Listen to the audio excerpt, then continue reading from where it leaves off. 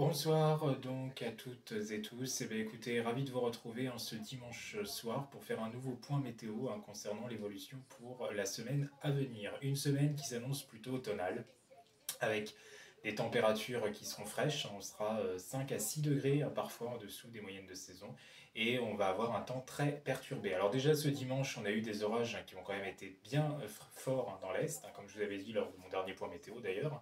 Ça s'est confirmé, c'était plutôt les régions de l'Est qui étaient assez bien touchées par ces orages forts. Et à l'arrière, on a eu un ciel de traîne assez actif aussi, avec quelques orages vers la Normandie, notamment vers la Haute-Normandie plus particulièrement. Bon, c'est resté des cellules quand même très locales, c'était surtout des averses simples qu'on avait, mais parfois assez venteuses, il faut bien le dire. Alors là, pour cette journée de lundi, on retrouvera encore une situation quand même très dégradée, avec de fréquentes averses orageuses sur les deux tiers du pays, dès le matin, en fait, on aura ces averses orageuses qui seront bien présentes.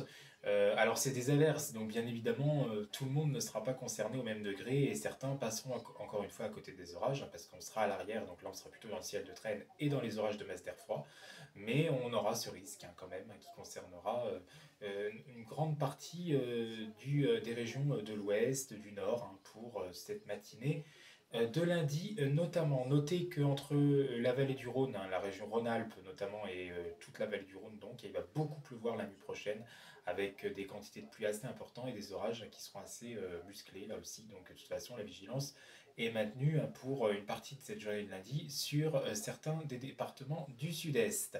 Voilà un petit peu. Au niveau des températures, alors le matin, bon, grâce aux nuages de la nuit ou à cause des nuages de la nuit, il ne fera pas trop frais. Il fera pas très chaud, mais il fera pas trop frais non plus. Mais par contre, l'après-midi, bon, vous imaginez, on n'aura pas plus de 18 à 22, 23 ou au mieux 24 degrés dans la moitié nord. Et puis dans le sud, même dans le sud-ouest, les températures parfois sur la côte aquitaine ne dépasseront plus 23, 24 degrés, ce qui est en dessous, là aussi, des moyennes de saison. Seul le sud-est, finalement, se retrouvera avec des températures de saison. Mardi, une journée de transition plutôt sèche dans l'ensemble et même très ensoleillée au sud.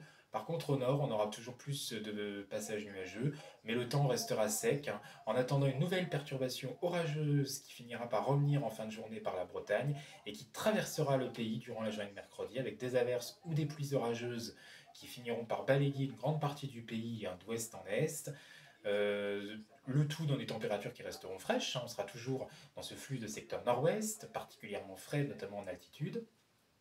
On pourrait réavoir aussi de la neige en haute montagne sur les Alpes, même si pour l'instant c'est pas spécialement très prévu, mais c'est à voir, en tout cas autour des 2000 à 2300 mètres à peu près.